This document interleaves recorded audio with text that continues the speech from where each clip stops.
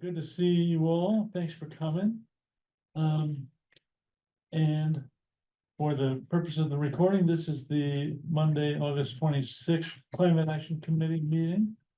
We're meeting on the fourth Monday of each month, and we have a full agenda. Oh, there is Michael McDonald coming. Great. Good.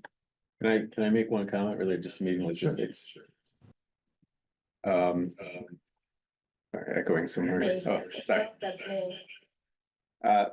So I think moving forward, there was a conflict with this room. So I think moving forward, we'll need to meet downstairs in the first floor conference room. Okay. So I just wanted to make note of that before I forgot, and we'll just have to make sure that's reflected on the agenda moving forward. Okay. There was a conflict with another committee in this space. And Perfect. Time in this state. yeah, time and date will be the same. We'll just be downstairs on the first floor as opposed to up here. Okay. And I'm just gonna take some notes. Next meetings.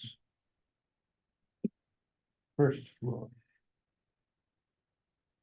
Okay. And so and continuing on that, thread, is this fourth Monday of the month still a good meeting date for everybody that's here? You know what, it doesn't work for me consistently, but I can't. Sometimes it's a third, sometimes it's a fourth. It is what it is, don't. No. I don't want you to. It's work not on an me. ideal meeting for me. Oh. And All right, that's stick because with I it. forgot that I had another meeting on fourth Wednesday, fourth Monday, for our church cleaning, group. And they may change that based on the fact that I can no longer go, or else I might poll, but I'm gonna poll the group just to make sure that everybody else is good enough with fourth Mondays. Are there other nights of the week that are always good? Wednesday's the only night that I don't, because I have meetings after school, so I get home late. So Wednesday's, otherwise, Wednesday's bad. Wednesday's bad for me, but that's, I mean, it's not horrible, because we've been doing it, but, that's the only night that doesn't work for me. That I would prefer not to, let's put it that way. That's- Thursdays tend to not be good just because with child age kids, I feel like Thursdays are back to school nights and just things happen on Thursday nights. Okay, But there's nothing that I have that's committed on a Right. Thursday, so. I'm good anytime. okay. I've got nothing going That's an understatement. Okay. I'll send an email out. Let's assume we're gonna continue on the fourth Monday. And then, but let's just see if there's a consensus that says, there's a better night. Well, because it's not fair to ask the question without everybody in the room. People that aren't here are the ones who somehow got trouble. Okay, so tonight, is there anybody willing to take notes? And do minutes? Maybe Brad, how about you? Would you? I left my computer and my other pair of pants. I'm sorry. Okay. That's a good excuse. Jerry, you go? Okay, great. Thank you, Jerry. Catherine took notes last month and they were excellent. And I sent her a couple of corrections already. Yeah, and so did Jerry, and I incorporated both of them. Okay. So, Okay, I don't know whether, which. but I just got them today, so if you printed them out, today or early today, then. I did print it out today. I have a couple of questions.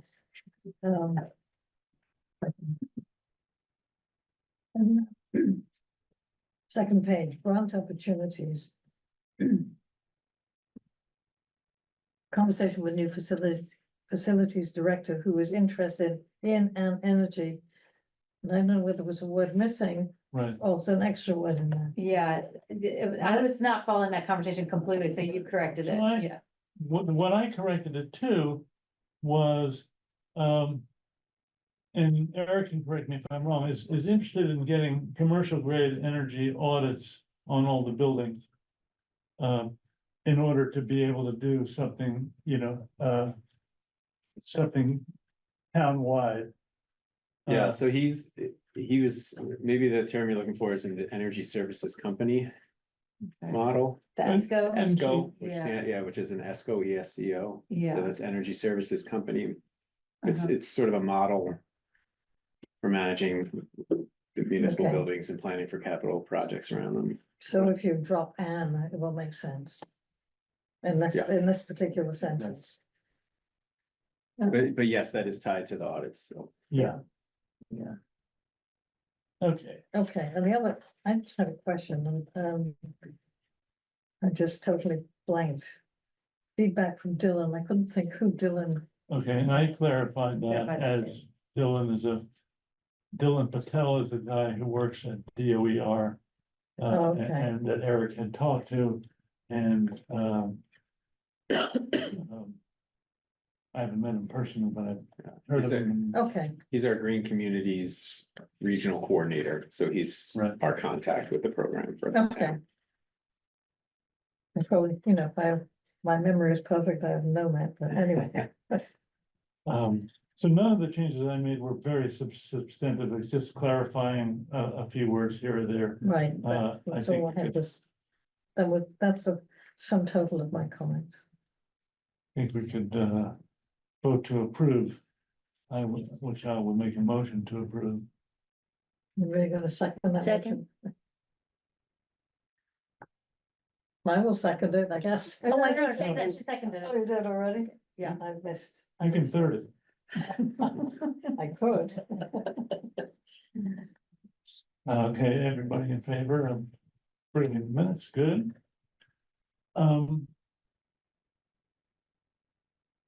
I like the, you did it in a Google Doc, which is cool, not allowing write access, so we go and start group editing is fine, and Okay, send you, I just But then- duplicated it. so then now that they're approved with the edits, Okay, what happens next? I send them to, or you have it because it's a Google Doc?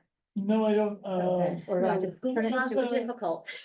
or do you have to turn it into a Word doc and then send it to Eric? Yeah, Or somebody? a So- PDF, better. Or a a better PDF. PDF is fine if you send it, Okay. because I've had the same problem. I do everything in Google Docs, because that's what I have access to, and it becomes an issue for everybody else in the world who doesn't Okay. use Google. Yes. Yeah, I I know. think Google Docs is fun, and then when you do it, the download, you can download it Yeah, to so PDF Yeah, okay, directly. So if you just tell me that they're all ready to go, we or tell, Janet, either of us, we can, download it. you can Send it change to the them. format, okay, okay. Right, Not And much then changes, just to close the topic, someone needs to send it to the town clerk. right, yes, Okay, And that's one of you two. yeah, yes. Oh, so you Well, guys have anybody- Google, so well, you could almost anybody download it as a could, but- PDF. what? Yeah, Well, okay, I just like I this- was, because I always, when I have done the minutes, I always send it to everybody as PDF, because I assume that most people don't use Google, most people use Notes. But that's Oh, okay, yeah, it's good I to see. know. Okay. Yeah, you had And- sent out some minutes in Google, so I thought that was okay. Is that, I mean, just from a process standpoint, because it seems like we're sharing the clerkship, Right. is it okay to then, when it's draft form to be in Google and then and then, yeah, okay. I think so. No, it's, I Everyone feel mean, that, that's okay for everybody? Okay, And if I put any final touches on it, it'll just be to make it look like the other minutes, but that's all. Sometimes I think we should, include any attachments, like. But if we make a handout that's a public document, maybe at the meeting, it's a public document. And we can, and so, for example, I'm gonna show some stuff, we can make that a public document and attach it with minutes for the meeting. Okay. And then anybody out there will be able to find it. Very good. Okay, so we're, okay, now.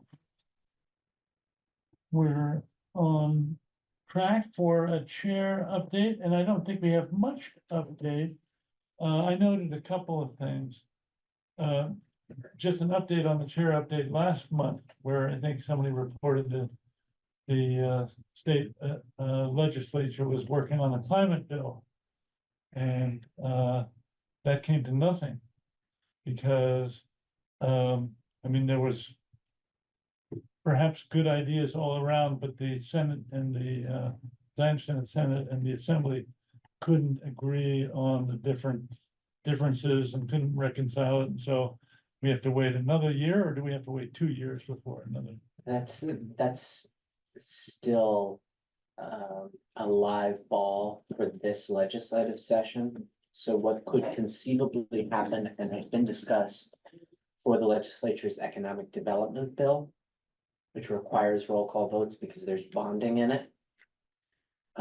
There's a discussion among the governor, the House and the Senate to reconvene a formal session at some point later in the year, whenever they settle their differences on economic development. And there are a whole bunch of different pieces of legislation, including the climate bill, that were left on the table as open matters of negotiation between the House and the Senate. Any of those could essentially be packaged with economic development whenever that formal session happens. So in the advocacy community, there is some hope that we may still see a climate bill. I'm personally a little bit pessimistic about that because it wasn't just differences of I want to do it this way and you want to do it this way. It was what's going to be inside the four corners of this bill. Yeah. Especially the GSEP language that was included in it.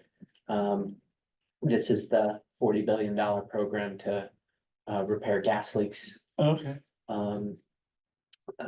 The Senate included language that would phase out GSEP on a timeline concomitant with a decrease in gas usage, which is a 5 or 6 year timeline. The House didn't want to touch that at all. So there was a dispute about even what is going to be in and what is going to be out. Not just how are we going to do those things. If those differences get resolved and if they have a special formal session, we could still see a climate bill. I think the likeliest scenario is that we see it in 2 years. But they could bring it back if they come back for a formal session for economic development. So we'll see. okay, interesting. Thank you for that explanation. Yeah, that's really helpful. And that was the main, I was wondering what the dispute was. It was around that gas piece, that gas. It wasn't just the gas piece, but that was a major part of the discussion Okay. coming from advocates from outside the building. Knowing what the House and the Senate are disagreeing on privately is an evergreen parlor game in the State House. Yeah. You gotta talk to Mike Barrett when he's willing to talk or something. Yeah. And just the lack of transparency, it's like the fact that we don't know what's happening. Exactly. Ugh, And mind blowing. how do you know all this? I was in the weeds with Mothers Out Front on it. Yeah. Mm. Which is great. The other update is I didn't attend the chair's breakfast. I was intending to, and then family was visiting and it was like, the summer got in the way. Mhm. But I don't think there's a whole lot for us to Right. tell the others. so No, plenty of good stuff going, but yeah, Anyway, okay. okay. Do you have any other, things? I have a couple of things I want to say. You asked me to attend a zoning board of appeals meeting about the waivers for the new building program. It wasn't on the agenda, so I did not. Okay. I don't know whether they decided not to request a waiver or what the situation is, but it wasn't on the agenda at the last ZBA meeting. I think it, just so you know, it's because they're gonna come back on September 27th with a full design. This is the 40B project. Yes, The last meeting was only about that driveway. It was a Yes. waiver for the driveway. Yes. So at the end of September, I think it's the 27th, they'll be talking about the full design, so you'll have an opportunity to so ask then some I'll have questions. another opportunity Yeah, to attend it. Thank you. Yeah. Then, okay. I was thinking I should take a look at the agenda for the next ZBA meeting. The other thing I wanted to say, well, a couple of things I want to say, I was at the, EV working group meeting. And so far this year, there's 89 new battery electric vehicles and 39 plug-in hybrids. So it was a total of 887 as of July 1st, which is, it's a, no, the increase is increasing. It's not exponential. I don't yeah. think exponential, but it is, and this chart is, and because this is 6 months, not a year, it's not, it isn't very clear, but, I wasn't, it's not worth including it in the minutes, I don't think. But anybody wants to look at it, feel free. And the other thing I want to do is thank Brad for going through this and making a number of comments that isn't on the agenda for tonight. No, I So think we- it is on the agenda. It is, it Let's is, put, all right. residential engagement 2, updates for sustainable home now. Brother. Oh, I'm sorry. Okay, well, we'll talk about it later. Um, you know, relating to your previous comment, as I was jogging by Paparazzi, or the former Hole, Yeah, which yeah. was once Paparazzi, I'm just wondering about those commercial buildings. Did those proposals get submitted before the fossil-free bylaw, or are those new buildings, all great? Where, you mean what's gonna be replacing paparazzi? Yeah, I feel like they, I don't know, Wendy, do you know? I feel like they predated our official. Things that, you know, I'm like, I don't trust my memory anymore. To be I'd honest. have to look into that, because it wasn't until. It wasn't until. Town meeting. That the last iteration of the bylaw became effective for our official start, and then. It was only, gosh, July, and a few weeks ago, that the amended version that passed the town meeting got the stamp and became effective. So, okay. and I'm pretty sure those plans went in before, Yeah, Town that was meeting. like last fall. yeah, those were a while ago. Okay. So the AG approved, just recently approved the new amendments? Yes, That was quick. so yeah, it was. I mean, last time we did a year with Yeah, no yeah. explanation from Oh, the that's AG's great. office. Straight up the For the lost. first version. So yeah, that sort of got fast tracked, so that is in effect. Okay, Yeah, so that's So we effective. don't know, I mean, they don't have to abide by the new bylaw, Right. but we don't know, they could be fossil fuel free. who knows? As you can I see know. in these solar panels on those lovely pictures, of Yeah. the future of, what were they calling it, cross points or whatever? They have the pictures of the buildings there. There's no solar panels on those pictures. Wow. Although there's no solar panels on the pictures of the middle school building either. Yeah, I was gonna say, there's no mechanicals on that picture either. I think there is supposed to be EV charging going in there. Right. Yeah. Mhm. Okay, so now we're, Eric, do you have any updates? Yeah, apologies for not having any written No, that's, update this time. I've been out of the office the last week and a half almost. And today, well, I guess the first thing I'll mention is today I sat in on the first round of interviews for a new CMLP director.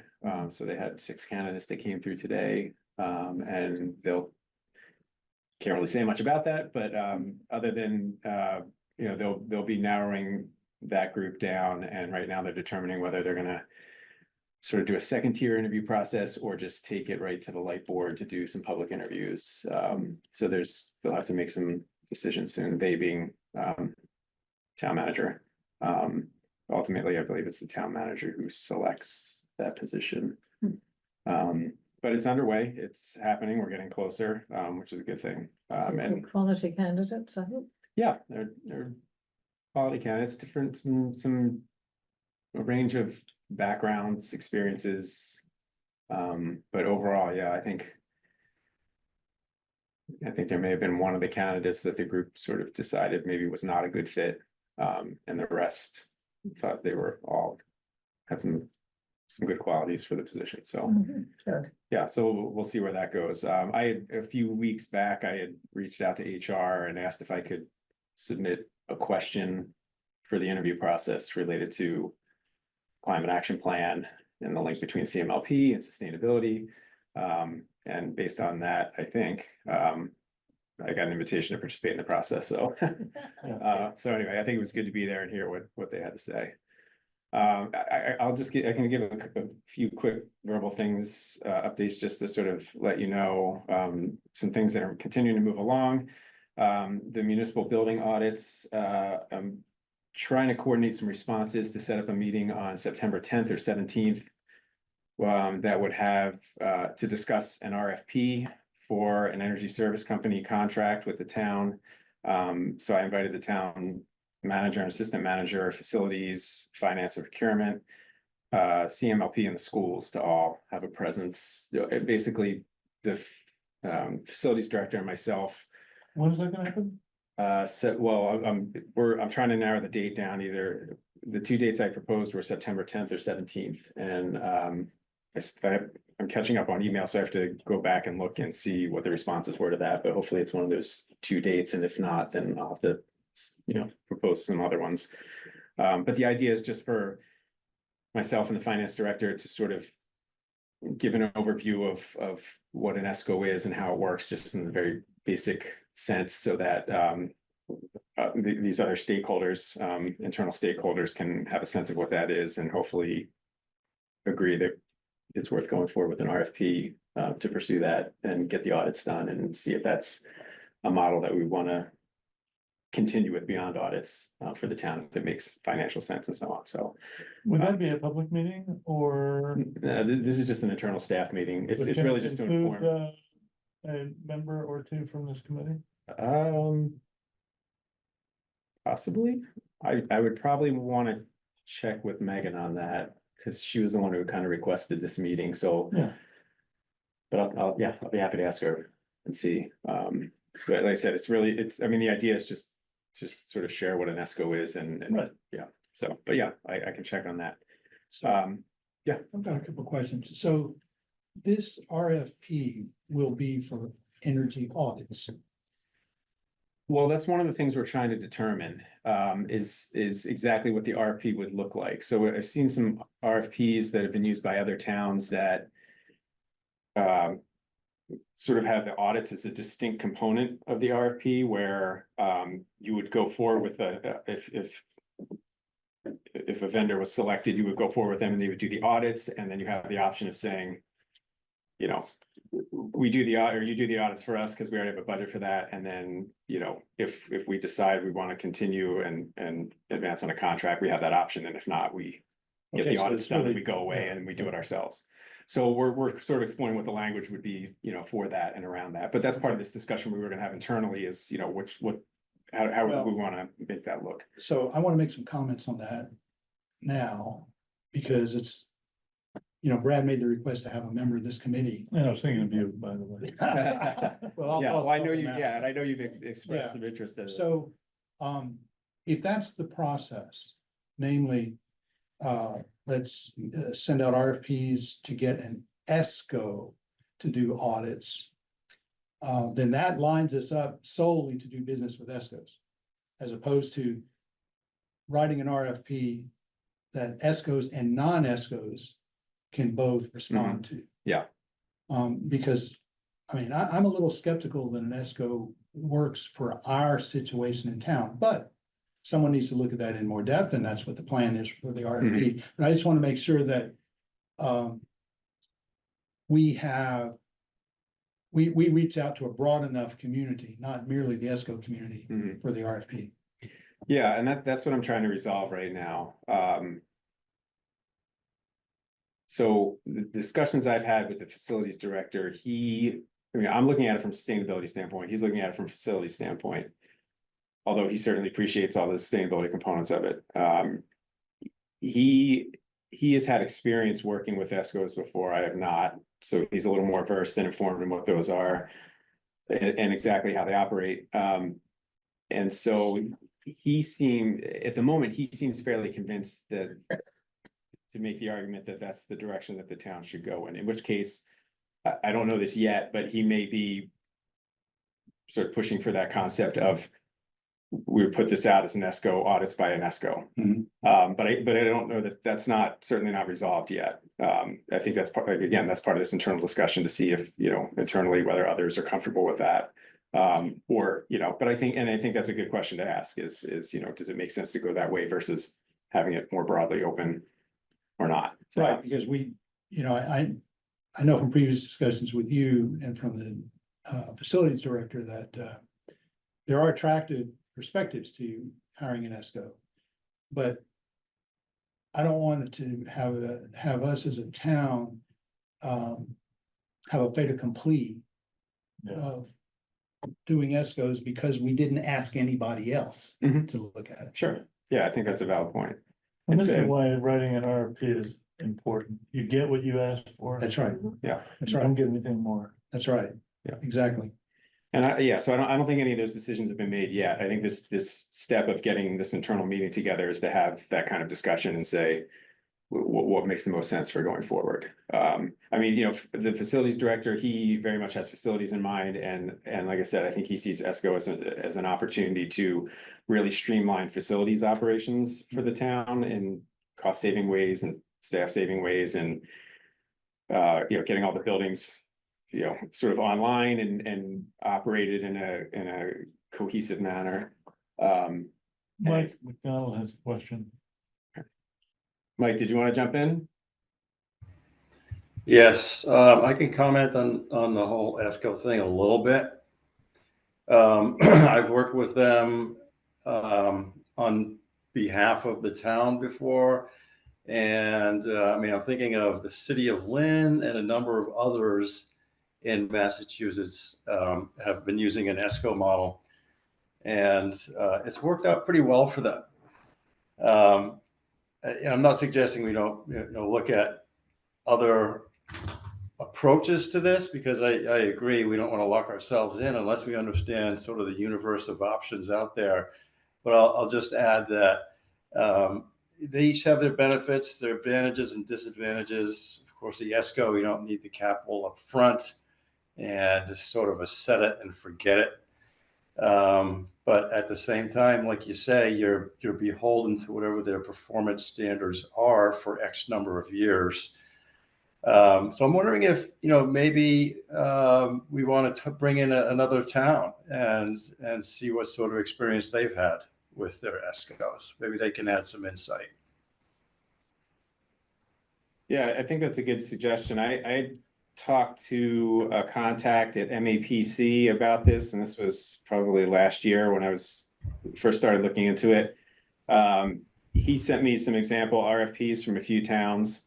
And I've asked around the sustainability community, and I haven't had a whole lot of luck finding towns, at least the ones I'm talking to, who've used them like an ESCO comprehensively across all their buildings.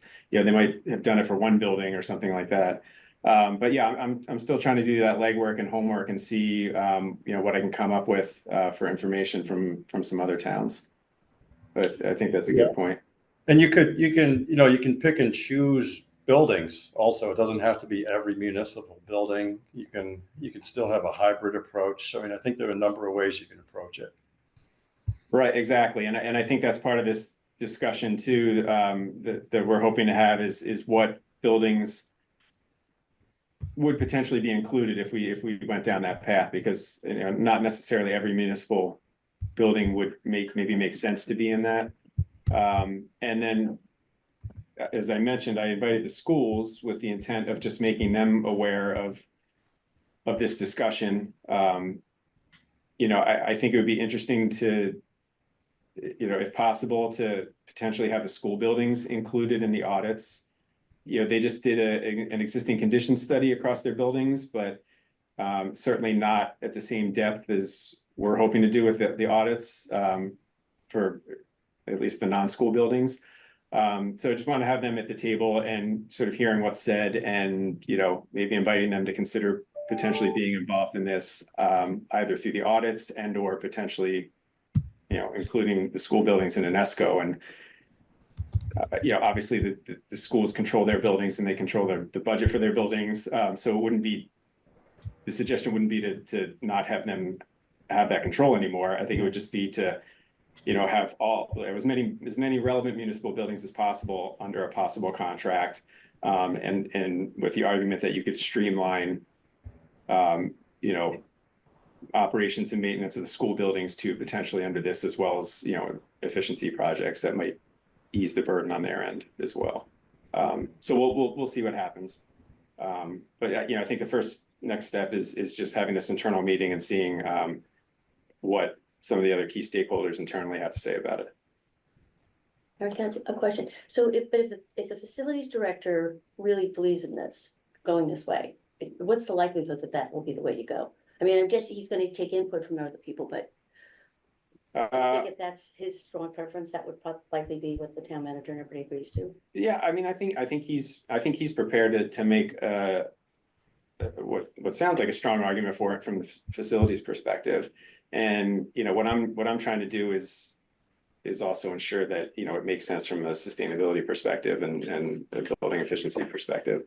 I mean, he's acknowledged that a lot of times the way the ESCO is set up is they're promising you certain returns based on efficiencies, and he seems to think that those returns would not necessarily, financial returns would not be particularly high for Concord, just because we've already done a bunch of work on our municipal buildings. So I think what he sees as the two key opportunities here is to streamline facilities and then to sort of have a coordinated presence for doing efficiency projects that we want to continue to do on the municipal buildings, and that this is a model that we could manage those collectively through, like with the help of an ESCO. So, but yeah, we'll see. So I mean, I'm happy to discuss this, in more detail offline if anyone wants to. I just didn't want to take too much time here. A couple of really quick things. Continuing to engage with the former solar task force in terms of trying to advance things that were in the report that they generated, with continuing to pursue solar projects, potential municipal solar projects here in town. One idea that's been discussed recently is creating a town policy that would sort of, the default would be that there would be solar on all new municipal buildings. The idea being that it becomes sort of a discussion every time a building comes up and can be distracting. So if you had a policy that by default says solar should be on there, maybe, it sort of sets a precedent, and then, people could request a waiver to that if they needed to for some reason, but sort of the bar would already be there. There's expectation. So just some initial discussions on that.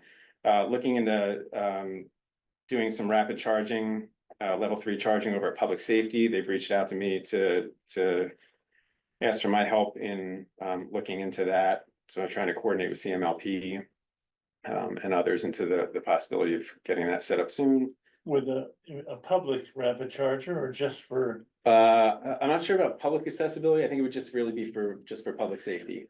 Because we're encouraging them to use more and more electric vehicles. Yeah. They need to be able to charge them quickly. So I think the idea would be, have one of those over there that they can rapidly charge EVs and keep them on the road. Because right now level 2 isn't really working. It's not really working at Public Works either, but that's a separate discussion.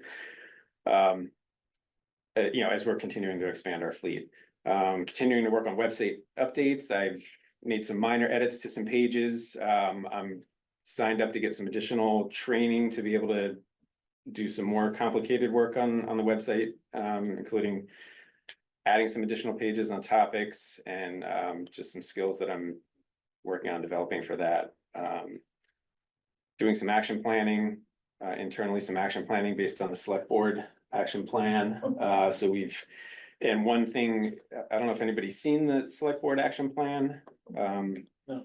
But there is one item in there that relates to sustainability and climate.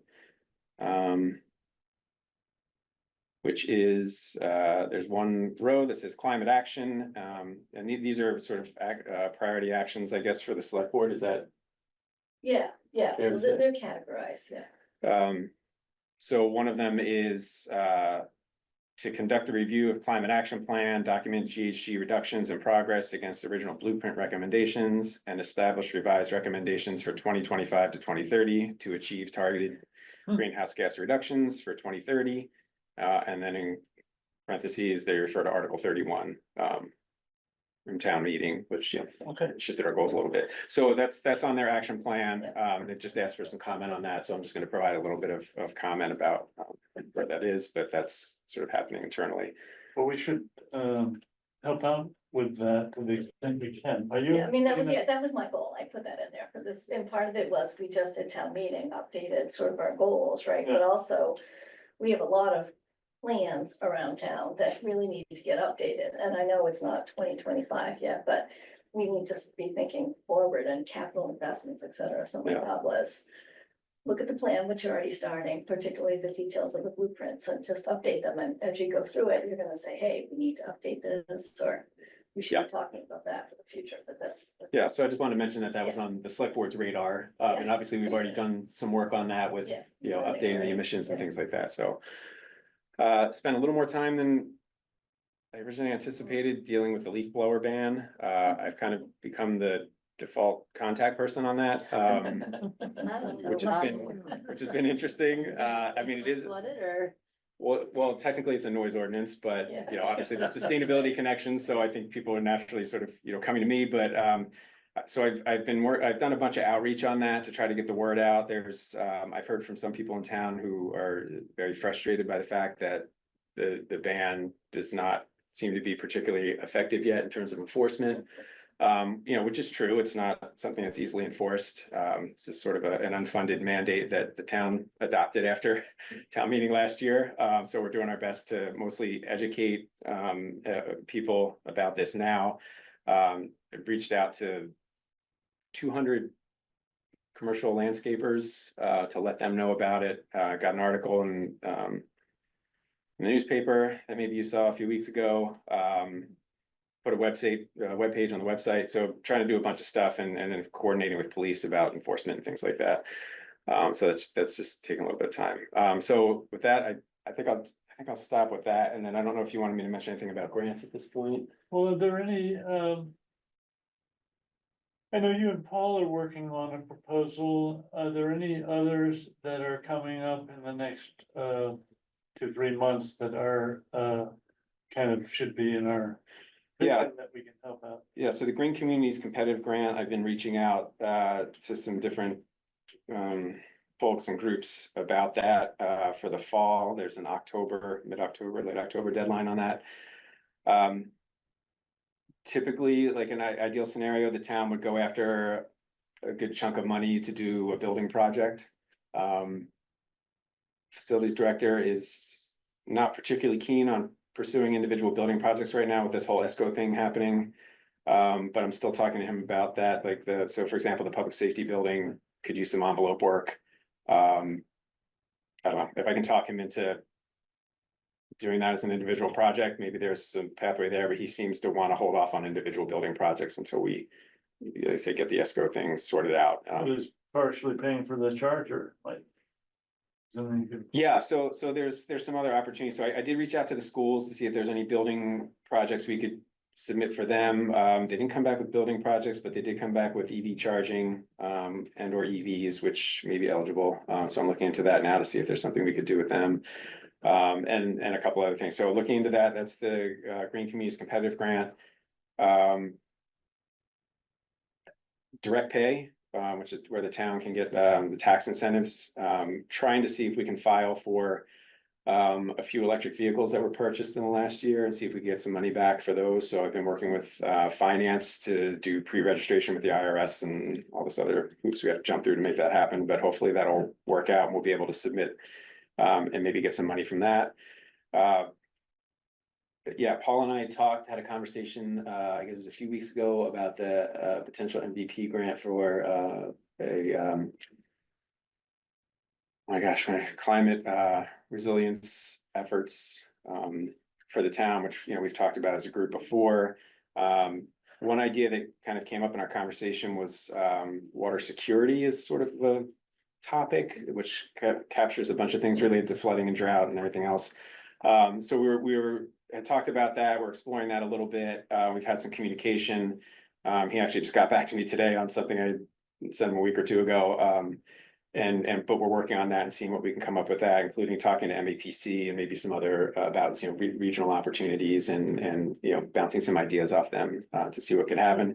But this is all contingent on some MVP 2.0 funding, which I've talked about before, which I still don't have dates from them about that opportunity.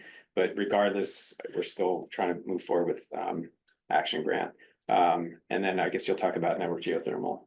Yeah. A little bit. So, okay, so I'll leave it at that for now. Okay, thank you. Network geothermal is the next item on this agenda, I think. And I prepared an update.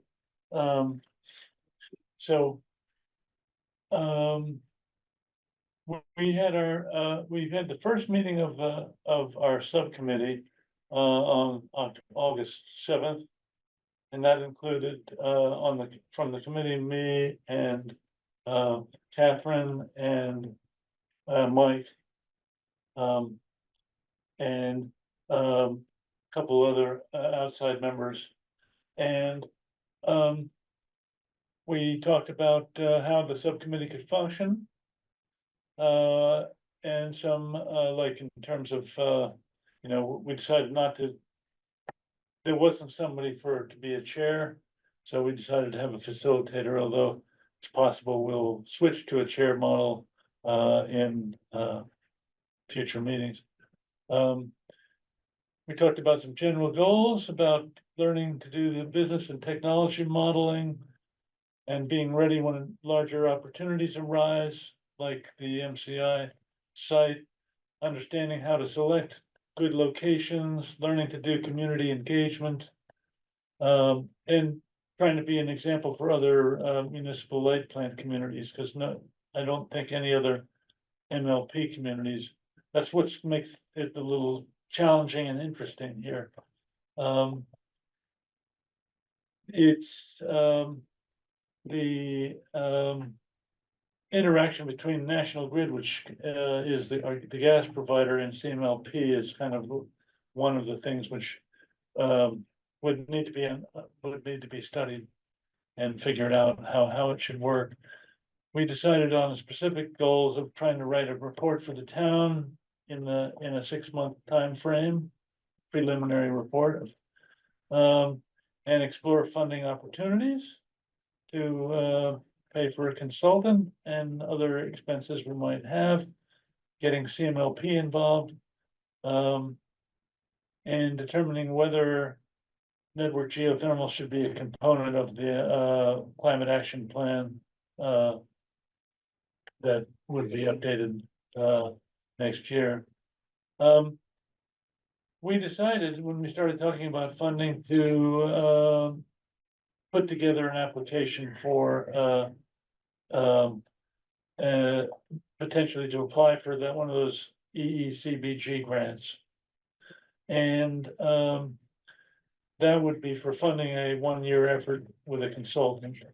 And so I took that as a marching order to draft a grant proposal, which I did in a hurry. The best time to do something is when you have a deadline, and the deadline was like 5 days after the meeting, or a week and a half after the meeting, so it was very, very tight.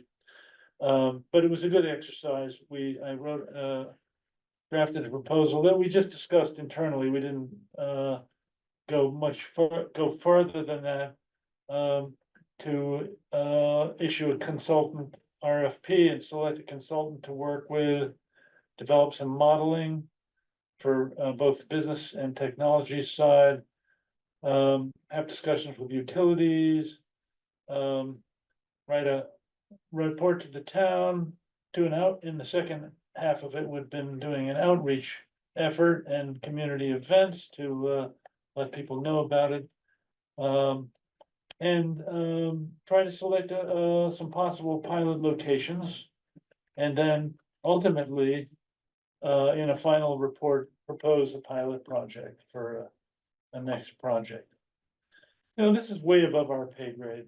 But it was interesting to put this together and we met with, Eric and I met with the assistant town manager, Megan Samuto, and she loved it and didn't want us to submit it because, we hadn't had the time to talk to, people at CMLP. And in particular, their director was away on vacation, and that's putting something like this together in a hurry. I sort of expected this, so it's not a real disappointment. But I happen to know a bunch of other communities putting proposals together at the very last minute.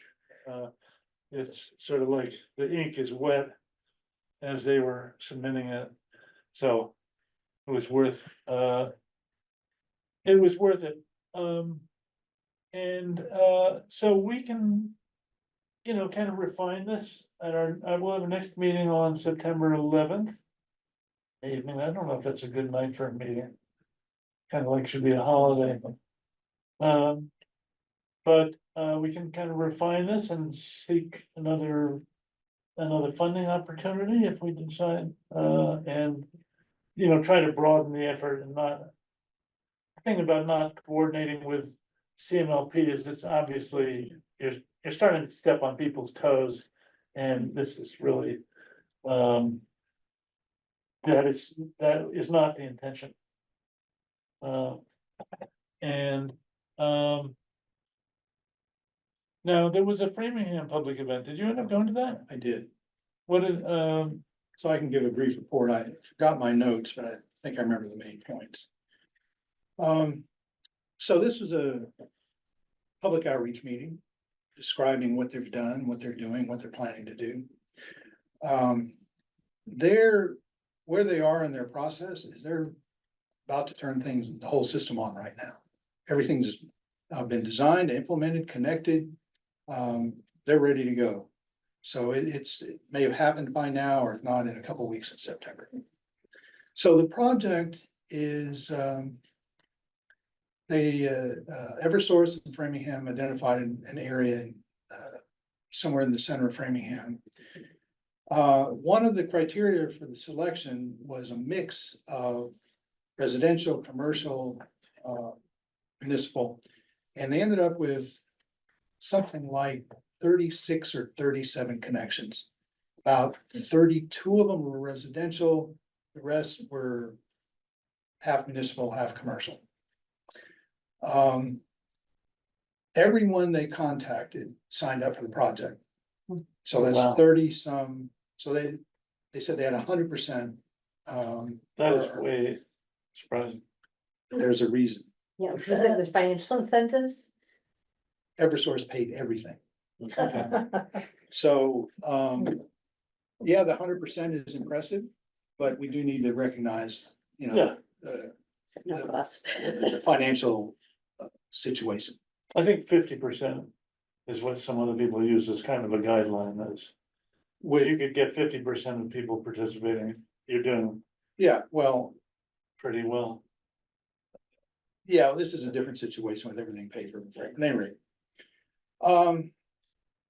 The other interesting thing was, so this is presented by Heat. I don't really know them. But they presented, it was a bit high on hype. And on one topic, they lost me completely. They asserted, even when asked about it, they asserted that their electric load would go down once this is all in place. And so I said, are you referring to energy consumption going down or electricity going down? Electric load. They came back and said electric load. I pushed them on this. And after the meeting, I spoke with the project leader, and she said that information was based on some paper from Oak Ridge National Labs. Which I'm not aware of them doing much work in this area, but that's entirely possible. She said she would send me the paper and send me the backup information, and I haven't heard anything.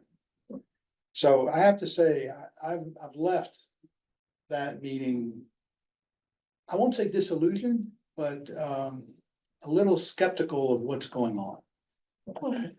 Because essentially you're going from gas, which isn't electric flow, is that Right, to a fully electric system? right. So Well, how, gas plus, air conditioning. well, air conditioning, yeah. Uh, So, but I mean, and it's a more efficient system, but yeah, I'm trying, Right. I'm new to this, but I can you're- understand, I can understand your question and why that Yeah. would be, yeah. Didn't I?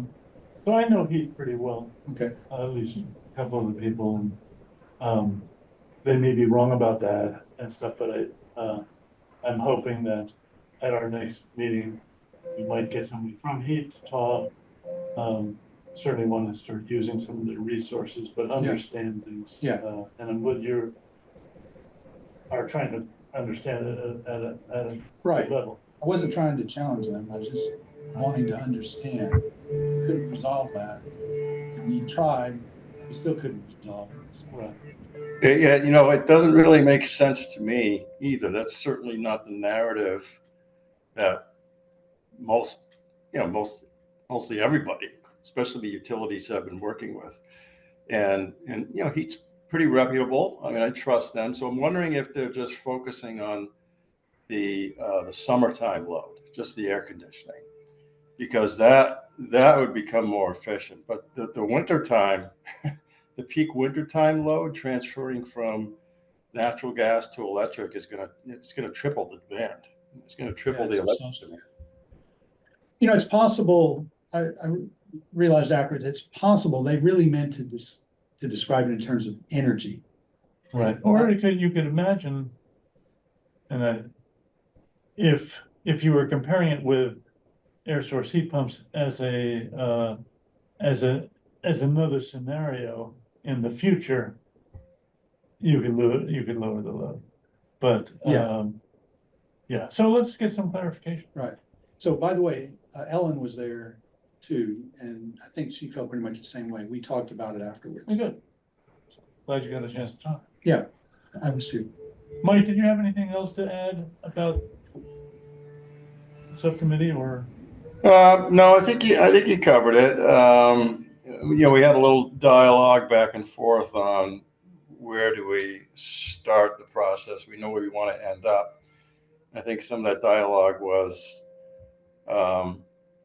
trying to find the balance between finding a site, finding stakeholders that are interested in participating, finding, you know, another criteria is where, you know, the gas utility might be thinking of investing in gas upgrades, and rather than investing in gas upgrades, and this is the business model I think they're going for, rather than invest in those gas upgrades, invest in you know, geothermal and geothermal networking. So there seemed to be a number of criteria that went into, you know, where do we start this process that are all going to be working in parallel. But I think you covered that, Brad. Okay. Yeah, one question I had, just because I'd love to get clarification, I can't remember who it was that said that, the Department of Utilities has basically given them a mandate to wean off of gas, or to, that they had, that the reason why Eversource is probably paying for this and National Grid is sort of on board with these conversations, because they actually have to move in that direction anyway. And I'm just wondering if there's any, you know, where we might find out more detail about that timeline, or what actually they're required to do. Does anybody? I feel like Mike would be the one. to Mike? answer Mike, that. Mike, you were the one that said it, I can't remember. Yeah, so Subcommittee.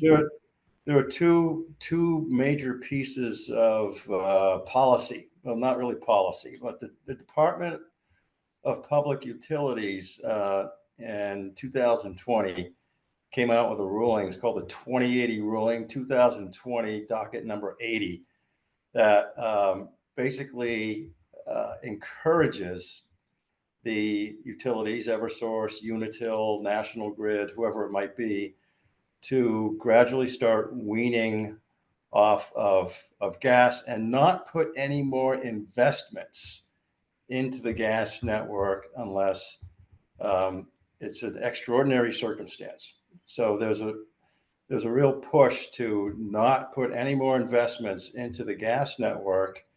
And I'm guessing that's where the earlier commentary came from around that piece of legislation. There's a lot of energy, for lack of a better word, around weaning off gas altogether. So anything that has natural gas in the sentence is basically, essentially forbidden. So so there's 2080, and then there's another piece of legislation out there referred to as the Clean Heat Standard that the Massachusetts DEP is working on, which is coming up with a path forward for Massachusetts to implement their 2050 decarbonization plan, which is the 80% by 2050, 100% net neutral on carbon emissions. How do we actually do that? And so that policy is being written right now. And again, the narrative is the same around that. It's very much about heat pumps and weaning 100% or as much as possible off of the gas network. So some of it is written in stone already. There's DPU 2080 ruling, and some of it is in process of heading toward that direction, which is probably going to be, I'm going to guess, probably next spring or summer sometime. And the stakeholders that are really driving the narrative for the Clean Heat Standard are stakeholders that are really pushing for heat pumps as a solution. So they're pushing a technological approach, a technology approach, as opposed to an economic approach. And so that's a tug of war right now. Well, if we force everyone to go to heat pumps, that's not going to be economically feasible. So let's look at other alternatives. So that's still playing out. But those are the two major pieces right now. There are other things like the Climate Action Plan and a few other pieces that are out there. But those are the two major works out there right now that are driving the narrative. Thanks. Great, thanks. So, Brad, I just want to mention that I did reach out to CMLP just to kind of, after our conversation with Megan, just to let them know, that there's now a subcommittee and there's interest in this topic, and asked if we could sit down with them, Okay. ideally before the next Who subcommittee. did you reach meeting. out to? Jason and Laura. Okay, And I'm still sorting through my emails from having been away, but I'll let you know Yeah. what I heard from them. Hopefully we can find a date. excellent. Yeah, I'll just add that around all of that narrative, the geothermal is still hanging out there as sort of the quintessential panacea for all of Massachusetts decarbonization problems and issues. But obviously, what they're finding is that there's not really a business model for that yet, and that's all being looked at. And I think any data that's going to come from these EverSource and National Grid models, Joey, I'm not sure if you got any visibility into that, but I circulated an email from the project manager for the EverSource pilot study, and it sounded like the business model, the data needed for a business model might slowly start leaking out, but a full-blown business model probably not for another couple of years at best. Yeah, Yeah, they talked about that briefly, and mentioned that, the gathering or plan to gather a ton of data that will be useful in, they hope will be useful in, answering some of these questions. okay. We have to get a little bit behind. So any other questions on that? The next thing on the agenda was an update on the emissions inventory, which I was going to give. And I prepared an update. I can give it as quickly as I can so we can catch up a little bit. I plan to sort of complete the reports from the 2022 inventory, but, summer got in the way again. But I had some interesting, discussions with, a guy named Arnie Epstein, who I know from the Heat Smart Alliance, and he lives in Stowe, and they're doing an emissions inventory, so he wanted to use ours as an example, and he's a very analytical guy, so he looked at the numbers and when you start looking at numbers, you immediately see things that don't seem to add up, and he asked a few questions. And I learned a lot from just answering the questions. We had inventory in 2008 and 2016, which were prepared by a consultant, Kim Lundgren Associates, and then 2019 and 2022, which were done internally using the MAPC tool. So those are different methodologies. And you should expect to get different results, but not that different, not as different as he was finding. So he had a couple of questions. One was about transportation, and the initial analysis that Kim Lundgren had done had an increase in transportation between 2016 and 2019, but then a later reanalysis made it go down. And it turns out the first analysis assumed that all commercial diesel vehicles were commercial heavy trucks with 3 miles per gallon and driving as much as have all other vehicles. You make some assumption like that, and it's buried deep within a spreadsheet, and all of a sudden, it's kind of hard to figure that out. It takes some looking, but I guess Kate Hanley figured that out and did that reanalysis and fixed that. More importantly, he was asking about the oil usage in homes. And he showed some, I share it online, but I could just share it online, I suppose, if I just, if I share the, this here, does that do it? There's a graph, so this is the oil usage reported by our inventories in 2008, 2016, 2019, and 2022, and there's the disjoint between those. Now, how did oil drop so much between 2016 and 2018? I mean, it dropped like 30%. And that's because the analyses are done differently. And so in 2019, Kate Hanley decided to reanalyze the transportation because that looked funny in 2016 because it had gone up, but she didn't reanalyze everything using the new tool. So there's, some inconsistencies in this. And Arnie was like, we got to figure this out because oil is very difficult. It's a delivered fuel. There's nobody reporting it. And when I looked into what Kim Lundgren had done, an expensive consultant, you don't have to put that in the minutes.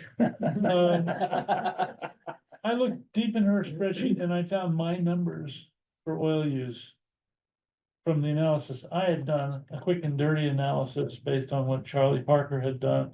And she just took those, somehow they decided, we have this number, we'll use that. So you can, even with a consultant like that, you have to kind of keep an eye on what they're doing and understand it. So I think it's good that we are trying to do this in-house and understand it, because the process of going through it and is worth doing. And now also Arnie and I decided to tracking this oil is important. And we're going to try to push some legislation towards our state senators and on requiring delivered fuel to be reported by town or zip code on an annual basis as condition for a license for delivering fuel. Because ultimately, those numbers are just wild guesses. They're based on an extrapolation from one thing to another. And using inaccurate, assessors database data and stuff like that. And we could have a much more accurate number if they would just tell us the number. So we'll see where that goes. Is there any way of knowing through deduction, if we know who's on gas and who's on electric? Kind of, to Yeah. the city of Concord, you know, kind of like, just sort of process of elimination, then the remaining homes are on oil or Well, Is it no, not the that census specific? database says which homes have oil, at least had oil, but they may have gotten, assuming they have updated the database, because they might have not forgotten to pull the permit or something like that. But one of the things is, if your house has oil, you probably have oil. Mhm. Do you have a heat pump? yes, well, we're Yeah. in that direction, yeah. Well, so I don't know whether you're using as much oil as I thought you were using, Right. because you have a heat pump. So that's one reason that number is actually getting less accurate Right, with time. Right. So, but if I just knew, I don't really care how much you use. I just care how much the town uses. Concord is using, so in this sort of legislation or policy to submit, it's not just. We did X number of houses, we did the X number of gallons of oil to Concord per year. Because National Grid tells us how many therms flowed into the town. That's nice. Yeah. You don't know insulation, there's lots of stuff you don't know. Yeah. Yeah, more stuff than we do. Okay, so that's my update there. The next thing I put on the agenda was just, Eric had said something about a large building energy disclosure policy, and we don't have to talk about it, we could skip it and do it next time if you want, because I want to have enough time to do. Yeah, I don't know that I have anything new on that, although as I was quickly scanning my email today, I thought I saw something related to that, so I'll have to look. I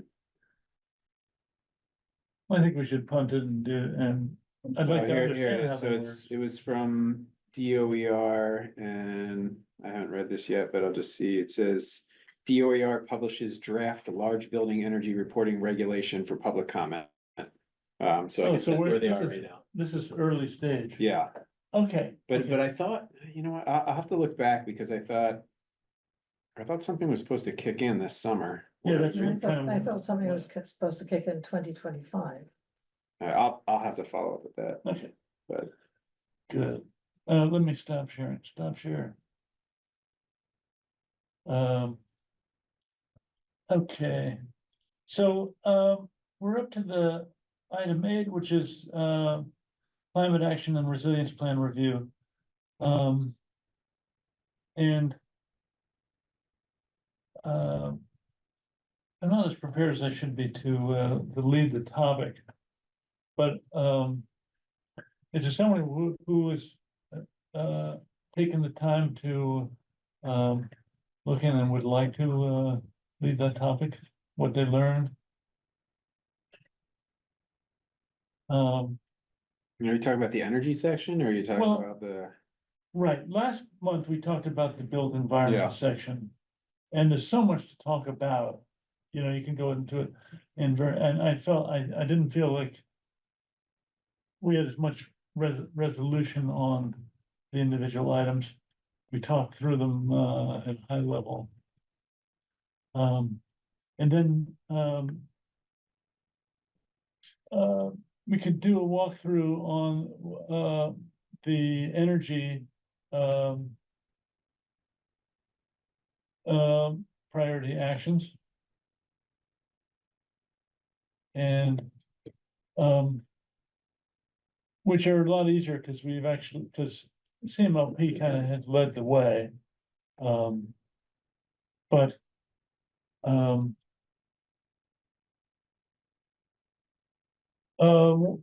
you know, we could read them together and discuss where we are, what we think is done and not done, where we think the committee might play a role. I can, yeah, well, you've got to pull it too. I was gonna I have say, it I pulled could up. share it, but. you I have it obviously pulled you up can- here. Let me go to make it bigger. And I'll go back to and share that. What I wanted to do is hit this. Share screen. I was telling, okay. I can So, so now it's showing up on the screen, energy. The goal. In the energy section is that we have 100% carbon-free, reliable, and affordable energy. Sounds simple, and in fact, it is pretty much what we have. Now, when the town was written to get data, there was already 54% reliable because CMLP had already started that. And has, largely through citizen pressure on the light board and the light board working with the director on implementing net metering and such, got very ranked highly on the MCAN scorecard. That was an evaluation of all the light plants and the programs they were running. There were some solar arrays in town and some plenty of rooftop solar arrays because of programs that were done, but were started by CSEC back in 2014, and also incentives from CMLP. And the CMLP's rebates and stuff program is quite strong.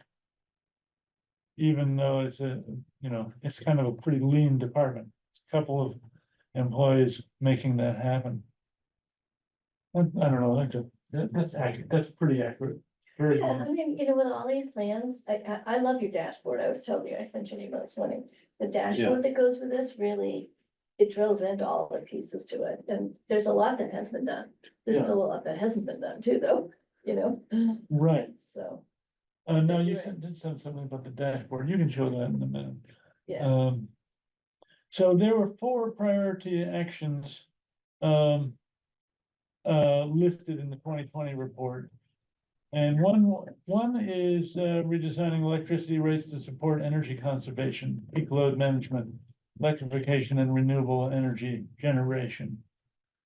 And that's a work in progress. But this year they are rolling out smart meters to houses. How many, have they gone to all houses? No, or- they're just, I mean, well, I don't know, we're getting ours sometime this month.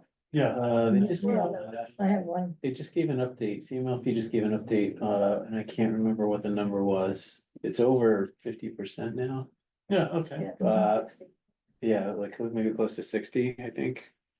What happens, this is anecdotal, but they just came to my house unannounced. I was happy that it happened. But the guy installing it said that, well, some of your neighbors aren't so happy about this, because I was like, oh, this is great, and so they had gotten refusal, like, don't come on my property, I don't want this. So I'm just curious if there's been any communication or outreach, or if people understand why this is happening and what happens if people refuse. I mean, it's not a, Right. They It's could out refuse in- for good reasons or bad. or bad reasons, yeah. And our judgment of what's good and bad is different. Right. I wonder, there was a lot of suspicion that these smart meters might use Wi-Fi and then cause problems with your health and stuff like that. Mhm. There's a bunch of that. It was, and then as a result, you can get an analog meter if you want, but you're gonna pay for it and pay a monthly fee for the town to come drive by your house and read your meter. That's in response to those complaints, so Okay, we met a Wonder- citizen need, but there's a cost to it. so, yeah, And that might be the reason, or it could be something Yeah. else. Yeah. Could be they just don't like. I don't know. I was just curious if there'd been a lot of that. That's why I said it was anecdotal. It was just happened to be a Right. conversation I had with the person installing it, but. There'd been a lot of Right. resistance I or, suppose, they're spying on you when you're using electricity, because it's right. you know exactly when you're using it. Yeah. But as the time of use rates, are they in place yet? Or I were don't they- think so, no, I There's think they're been a still time of working. use rate for a long time, if you had a separate meter for it or something. You could Yes. sign up for that, you would have to buy the meter. Yeah. I think they're waiting till everything is Yeah, they're there. waiting for all the meters and then the rollout will follow, and I think they wanna pilot it first.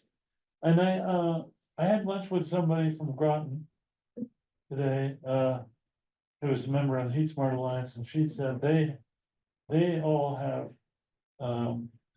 smart meters, and they, did an optional sign up for, time of use rates, and nobody signed up. Or very few people signed up, and then they just switched everybody to time of use rates. That's what Concord's just gonna roll out time of use. Yeah, That's the intent. but it's mandatory now, right? Yeah. You're on it. Well, no, I'm not on it, but I just, Well, from the light board, I right. know our approach was, what the approach was supposed to be. So basically, everyone will be expected to adopt time of use rates. Well, I It's a think the mandatory intention basis. was that the light board is gonna adopt a time of use rate model. It will be rolled out townwide, and there should be a lot of education, and, you know, I haven't been at the board Yeah. meetings recently, but that was the plan a year ago. Yeah, I mean, I think the intent is just to shift away from the tiered Yep. rates, Yeah. right? Since they Yeah. don't promote conservation the way that they were anticipating And there's to. complaints from people who are using Right. geothermal and heat It's all pumps and all this. that, who are saying, Yeah. wait a minute, you know, you Yeah, asked us that to do issue- this and now you're, right, Yeah, yeah. that issue came up. Now, do you understand why time of use rates are helping with energy efficiency? Joe? Cause it's not entirely obvious, but it gives you the power to decide when you run something Yeah. or not. I mean, the curve of energy use, electric energy use, that goes up. In the afternoon, cooking dinner, heating up your house or cooling it down when you get home from work. You know, it goes up way high at that time of day, and then at the nighttime, it's very low. So if you set your dishwasher to start at, midnight, it will be less expensive. Less expensive and potentially cleaner.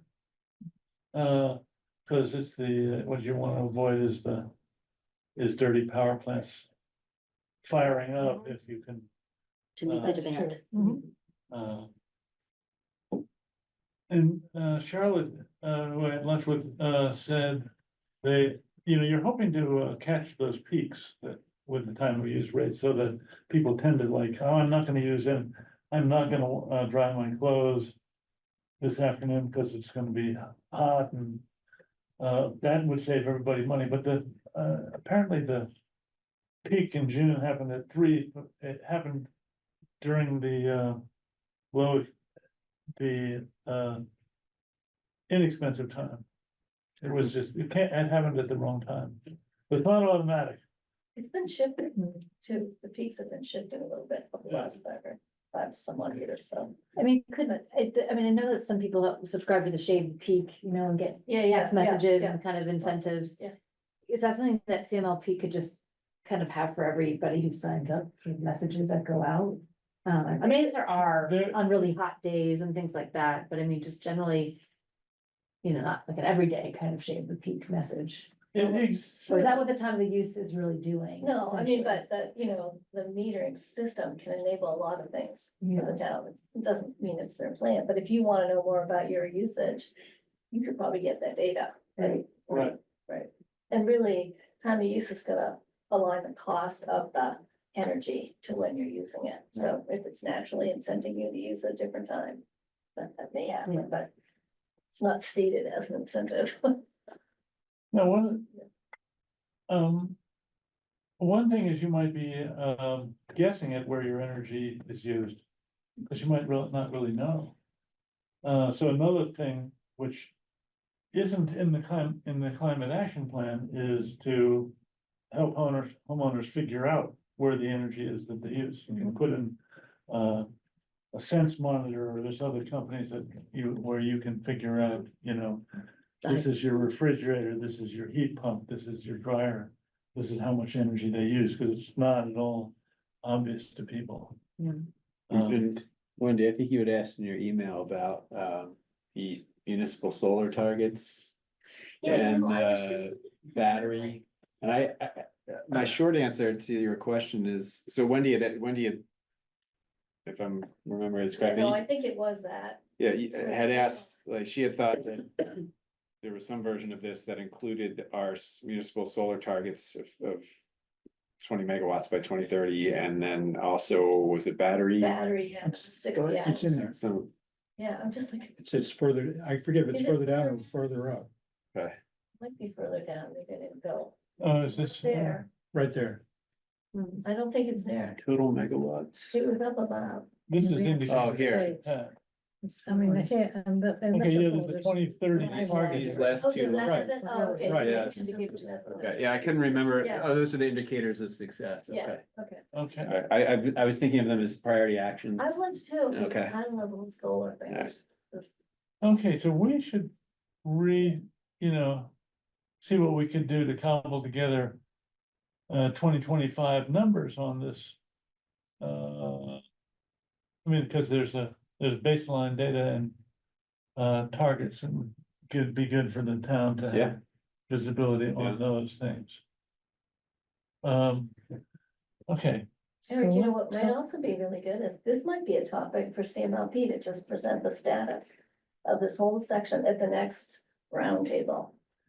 Yeah, Because it's all CMLP almost, yes, but there's a lot that people would learn from it. yeah, And they could go through some of those blueprint things if they want to, but. uh-huh. Yeah, it's a good idea. yeah, okay. So I'm confused, in total megawatt capacity of residential renewable generation installations. Concord, yeah. I don't know what that means. Yeah. I mean, the solar, what else is that? It's all solar. Except for that guy Rob just wants to put a window on his house, but There's no hydropower. Yeah. Yeah, there's not enough wind in Concord, there's no big hills.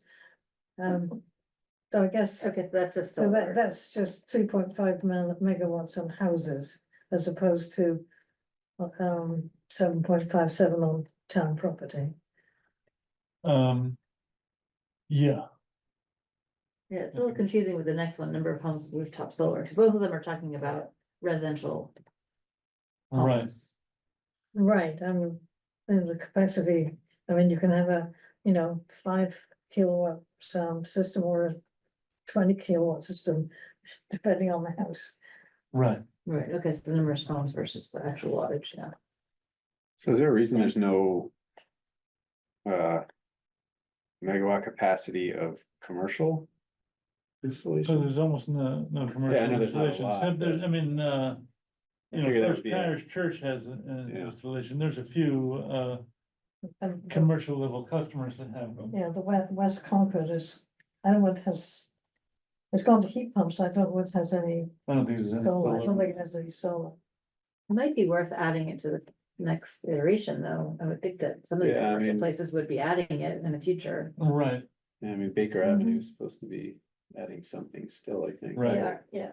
so Yeah. this is a big hole, is Yeah. commercial solar, and it's, um.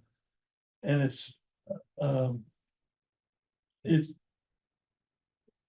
I think part of that gets fixed by putting the battery in. And then there's this problem with, can you allow big commercial solar? Well, we have this bottleneck that you have to address first. But did you wanna keep the dashboard or just? or hold- Well, let's just read through these priority actions and then pick up the dashboard. So we talked about the first one. Incentives for businesses and homeowners to invest in renewable energy is an ongoing, process. Now, when they say invest in renewable energy, that almost sounds like, get renewable electricity instead of non-renewable electricity, but I think it really means put solar on your house.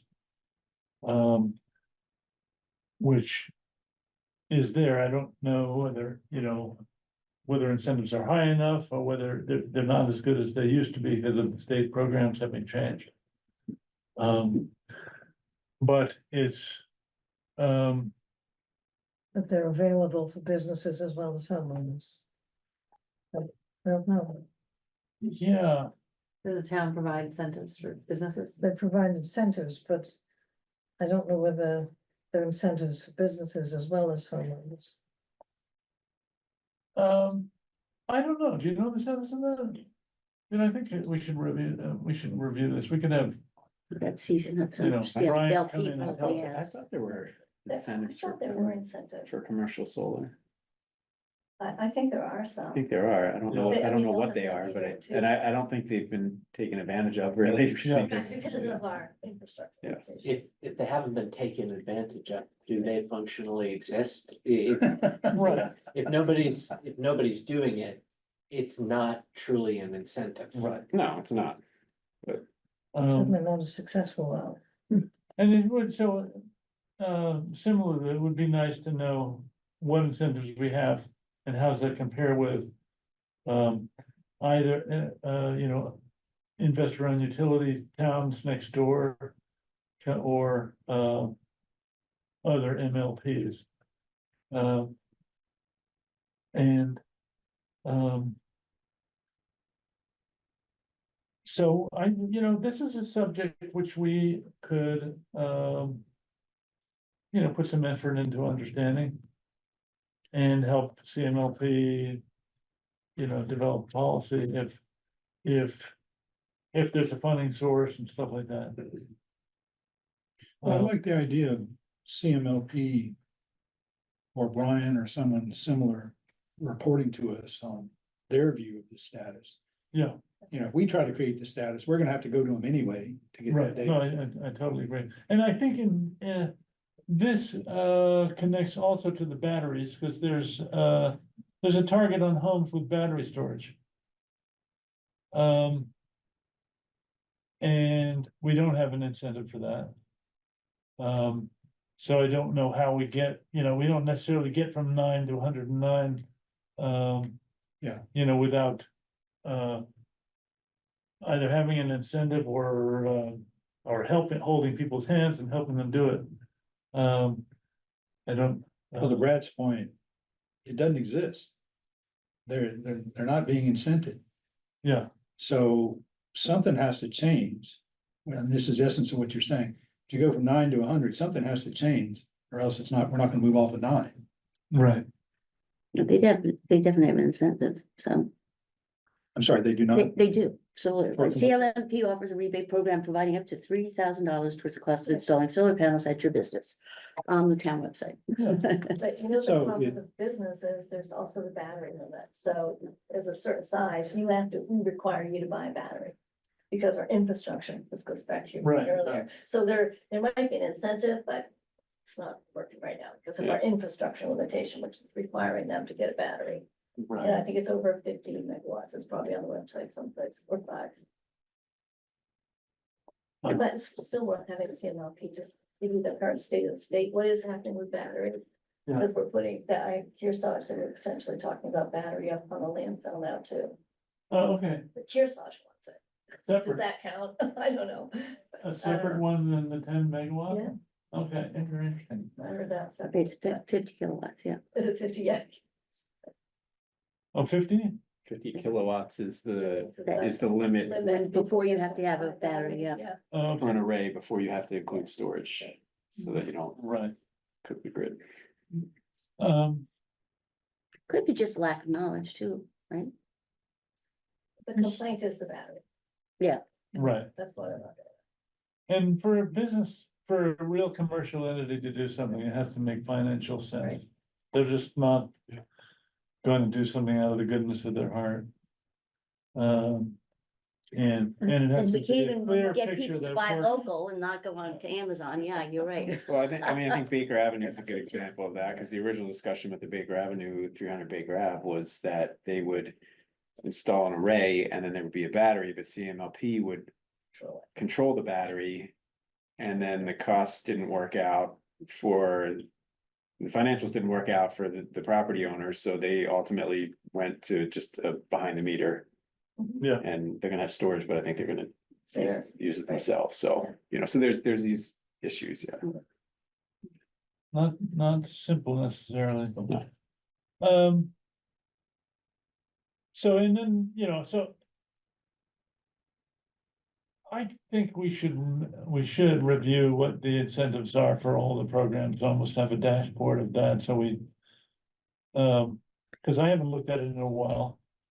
But Yeah. it's very Well, easy to get to on the Yeah, website. I mean, it's- I don't think, Okay, I mean, I have found lots of difficulties getting to things on the website. This was not difficult. okay, good, So I know that Janet, I'm sorry, Janet, Jan, did these reviews, I thought on like an annual basis or something like that. Because at one point, she was telling me how they wanted to see which incentives seemed to be effective and being used and which ones weren't, so that they could modify the program and stay within their budget. yeah, So I don't know the details of it, but I know on at least one occasion, which was maybe 2 years ago, that was an active project for her. yeah. I think it is, Yeah, I mean, I'm sure they're tracking numbers of rebates or incentives that are being awarded or applied Yeah. for. But again, it seemed like he could tell us all this. And if you do anything with CMMP, they immediately tell you about all the incentives. I mean, I got the $5 a month, whatever, because I told them I was charging my car at night, and then I got an email back saying, thank you, and then here are the other 50,000, incentives you can have. I mean, so they're sending out information. right, If you show any indication that you have any interest. right. Okay. The next prioritized action is one of shifting electricity to 100% carbon free by 2030, and they're already there. It, uses the accounting of, a carbon free by RECs. So it's not that we're necessarily buying all wind power, but we're offsetting it, whatever fossil free power is generated by purchasing the attribute.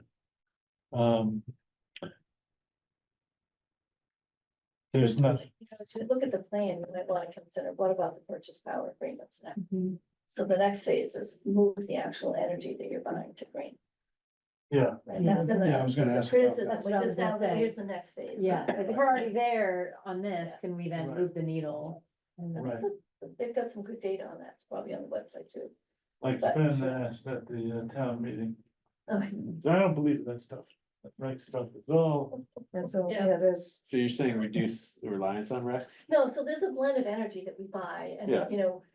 we usually have contracts to max 80% of the supply, right? Because you're always, we buy a little on the market, but we do have a lot of green energy, and, some of it's nuclear, that's not necessarily green, that's different. it's. But there is a percentage that is truly green of the actual purchase power, and now that Yeah. when you do that, we're also buying the racks and retiring them.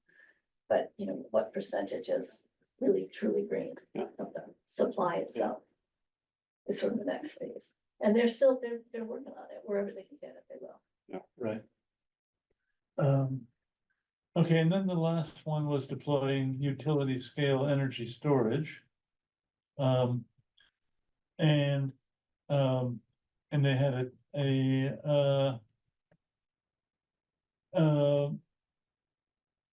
they had a goal here at the bottom of the page of 60 megawatt hours as a 2030 target. Now, the 10 megawatt battery, that's 10 megawatt hour, right? So, yeah, Or was that 40 megawatt? I have to go back and look, because. I thought it was a 5 megawatt Five. battery with what, 10 megawatt hours? Yeah, it might be, we weren't. Okay. Which one is this? The one that just got approved at town Town meeting. meeting. Right. Okay, not the middle school one. No, this is the separate, So, so this Thanks, was so there's the, a battery at the school and a battery somewhere else in West Concord to take up the Yeah. extra electricity generation, thanks to the loss of the prism. yeah, it's kind of Yeah. load management and Yeah. also peak shaving. So this is in CMLP's court, it's not something that we necessarily Well, it is, but you want to support, do we need that? Now, that part of that's resilience too. Well, actually, this isn't energy, but a lot of this is resilience for the battery. And CMLP's been investing in the battery more to support the infrastructure. Right Yeah. now, they haven't been pushing the resilience side of it. Just a comment, and I guess the only other comment I'll say is the solar task force, there's a goal up there for 20 megawatts. We sort of identified, we're only gonna get 14. Based on all the property that we have now.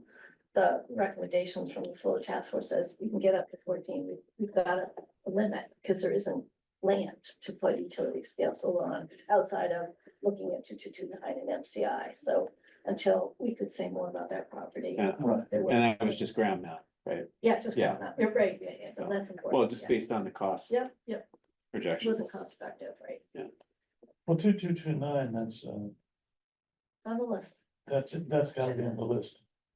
So 14 is the 2030, you think it's only gonna be, Well, so what the solar task force would charge doing is looking at that 20 Right. and saying, how are you gonna do it? Put a right? plan together, and what we came up with this, it's not doable. I mean, we looked at other kinds of solar on roof and others, but it's not cost effective. Yeah, that was only for ground mount. So they didn't include roof or canopy just because the cost analysis would not be good for CMLP. I mean, you'd have to raise rates or, cover the cost somehow. It's not. Right. Yeah. So that's that's what including- policy. That's including the middle school too?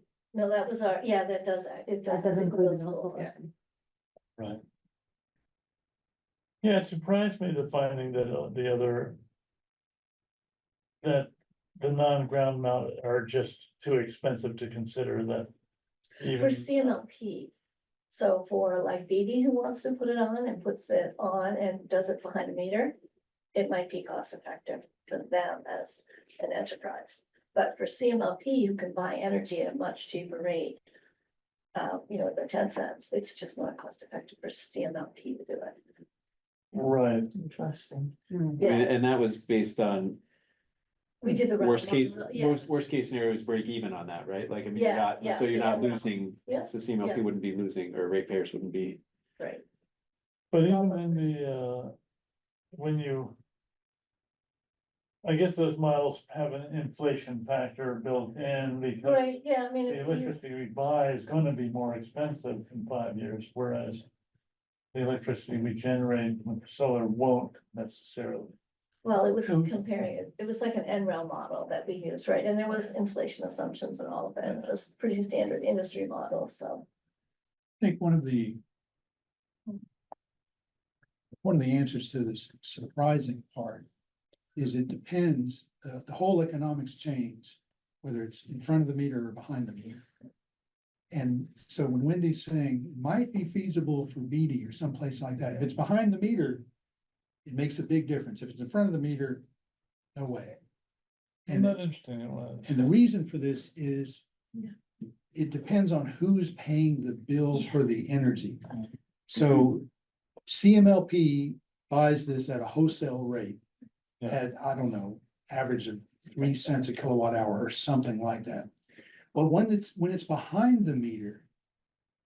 The end user, whether it's school or you yourself in your home, you're paying retail rates. And so the solar that you would generate on your roof displaces some of the energy you would buy at retail from CMLP. Whereas CMLP buys wholesale, and so solar replaces Yeah, energy they would otherwise buy at wholesale rates.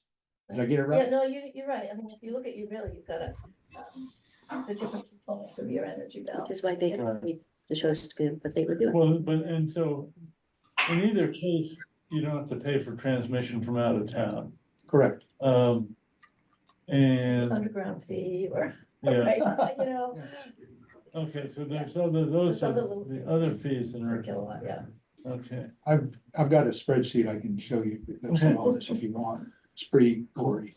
So, where are we at? We are, we're planning to talk to this until 8:30, but, the dashboard that you spoke of, is it just this indicator or is it another, No, it's a separate, why don't you share that and I'll stop sharing? sure, let me see if I can You know, share. it's a lot of content in there, but maybe for your next meeting, people should all look at the dashboard, because it drills in so easily to all the pieces. of the goal. So share, And Michael. And then Michael has Yeah. something to say. Yeah. Oh, that's the dashboard. Mike, did you want to comment? Yeah, Hand up. yeah, just a quick question on the ground mounted versus canopy.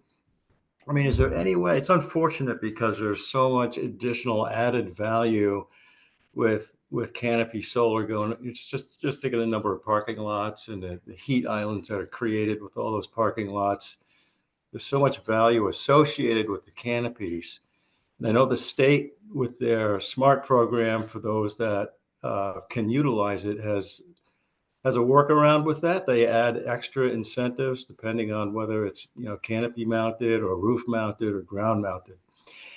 I'm just curious if there's any way CMLP might be able to mimic that model, where they might be able to come up with an additional incentive, and I don't know how that would work, through a surcharge on a bill or whatever it might be, for the canopy structures. They really they add so much value in terms of climate change, and they also don't have that demand of needing extra land and having to go through that entire process. So just curious if CMLP has thought about that.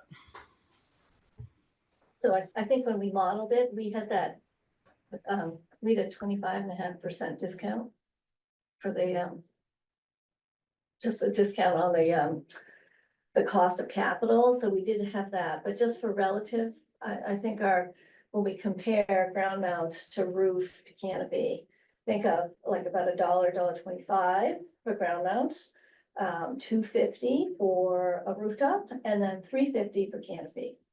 So from a scale perspective, very different cost infrastructure associated with it, so. We'll probably leave it there and let you go into your dashboard, but. Yeah. And, I mean, it's similar with ground source heat pumps, right? I mean, the value added with ground source heat pumps versus air source heat pumps is substantially more. But there's a recognition of that, and there are workarounds by adding extra incentives for that. And like I say, I don't know. I understand the process of the discount rate and all that, but there are other ways to skin a cat with a more effective use of solar. And I'm just wondering if CMLP has gone down that road where they've looked at another way of incentivizing canopies. Yeah, I don't think they have, I mean, I don't think we're there yet. I mean, I don't think the task force was we were tasked able to with figure that out. and Yeah, it was that- really, yeah, I mean, that CMLP's. Yeah. Business model, but I'm not sure that's where their priorities lie right now. Yeah. In terms of something. Okay, so I'll just share real quick in terms of the dashboard, because this is probably something that maybe people aren't as aware of, or isn't quite as obvious on the website. So if you go to the sustainability website, this is the homepage for sustainability on the town website, and there's a sustainable Concord dashboard. You can see where the cursor is here. Yeah. And if you click on that, it takes you to this. Where you can see dashboard, action plan. And this is what really needs to be updated based on updating the emissions and all this effort that we're doing now. So the plan is to update all this. So there's the dashboard, which looks at the different key elements of the plan here. And you can click on any of those. But I think if you go to. And you were just looking at. Well, I was going to show this for 1 second. So action plan, if you want to look at actual progress, if you go to the action plan part and priority actions, you can go down to the 5 key elements here. And so if we look at energy, there's the goal again. And then if you click on these down arrows, it'll show each of these actions and a timeline and a status and benefits. So this all needs to be updated as well, based on, you know, this process we're going through now of looking at progress. Click on the little action item, like This? yeah. Because, Thank you. That's gonna take you to the PDF. no, but. Yeah, this is a PDF. Is it the PDF version? I got some. Yeah, so this is a PDF version of what's in the climate action plan at the end, where it has the detailed Oh, okay. actions. Yes. Yeah, but anyway, so I mean, you know, if you haven't seen this, it's probably worth checking out and exploring, Mhm. just to sort of, When did this go in? this has been around before me, this is, but it's, if you go and look in this, it's obviously outdated, which is part of why Right. I was sharing it, is that this is something that needs to be updated as well to reflect, you know, our current progress. But if you have questions about whether it was residents, you know, which you were talking through, what do we mean? All the details right there, what it was. Who owns the responsibility for keeping that up to date? Is it you? Is it us? Is it? This somebody? is, well, I believe it's me, and I'm sure I welcome help with at least just pulling information, making sure Yeah. the information's right and pulling it together. But me, in terms of, you know, having access to this, so this is Kim Long and Associates sort of put this together, and they manage the back end of it, and then we have access to go in and edit content and update content, which is what needs to be done. So that's part of this update process too, is in my mind, is obviously updating this dashboard, and you know, maybe finding ways to better feature this other than one link on the sustainability homepage that people may overlook. I'd like to feature this more once it's updated. Yeah, So anyway, I just wanted to quickly share that.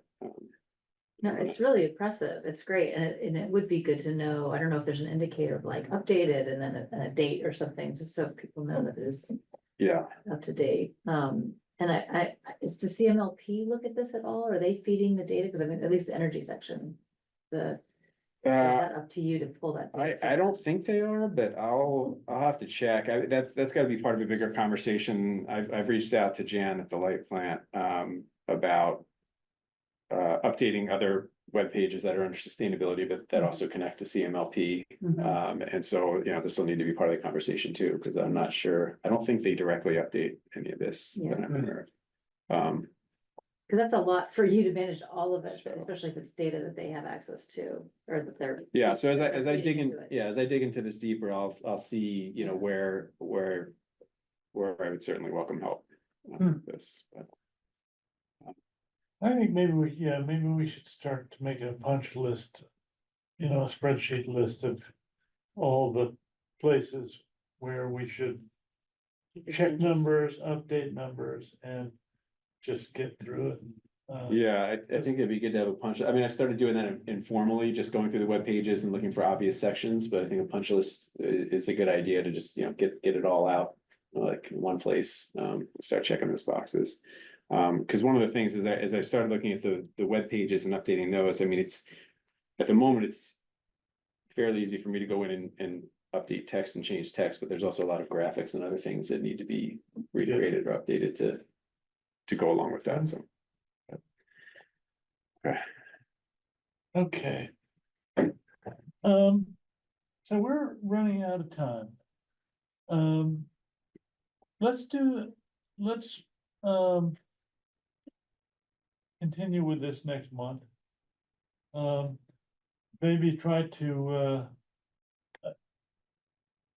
meet, maybe one or two of us could meet with Eric, during the month and see how we can help with, you know, how to plan to help with that update.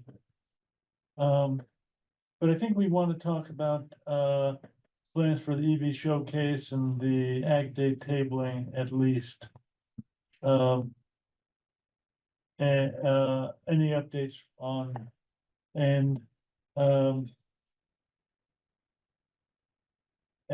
potentially green home tours if there's any, planning going on. Just, have you been, thinking about the green home tours? Well, Talk to anybody? I talked with Jan about it, like for the last meeting, because that was on my agenda. Okay, She gave me updates of what she thought. You know, which apparently, yeah, are you thinking of a date?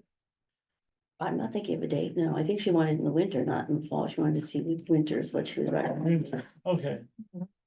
So that's cool, it's far enough out, but, And that makes sense for folks that are hesitant about heat pumps in the winter to see that they actually work.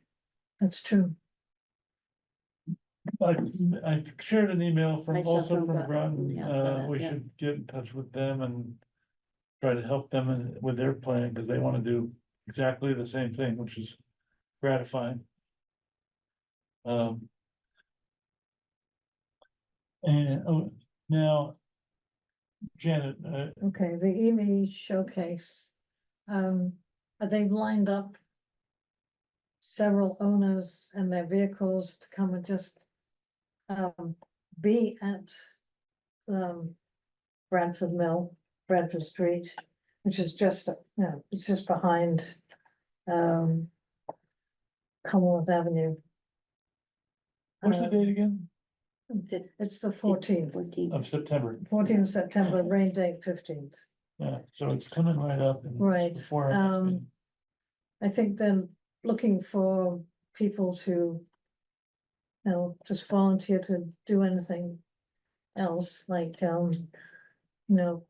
be on Commonwealth Avenue. It's next to the outdoor store, that's where Bradford Street is. Telling people, that this is happening.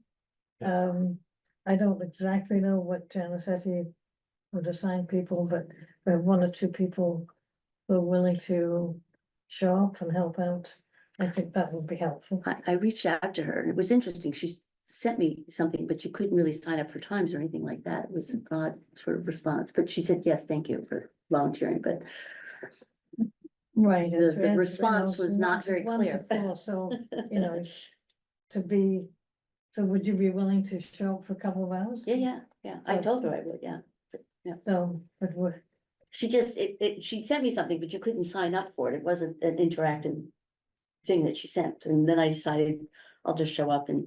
okay, so you're showing up. Yeah, I already You're told her I showing was up, I'm coming. I'm showing already up. on board. I Showing just, up with her my response car. was not what I and thought it would be. I think, and if people want to talk about my old Bolt, was a 22 model. I don't know how much time I need to spend with my car. But maybe one other person might be useful. I'm away that weekend, but I would love to do this at some point. I'm sure this is something that's on an annual basis, right? So we're, Yeah, Twice a year. they've been having different, last year was a ride and drive event, and it was, it was held at the high school. It was a little chaotic because, the dealers wanted, they want to sell their vehicles and they're busy talking, and, people expecting to have a ride and there's not a car to look at, and so they decided not to do that. The EV showcase, is she capturing who comes? Is there a way of,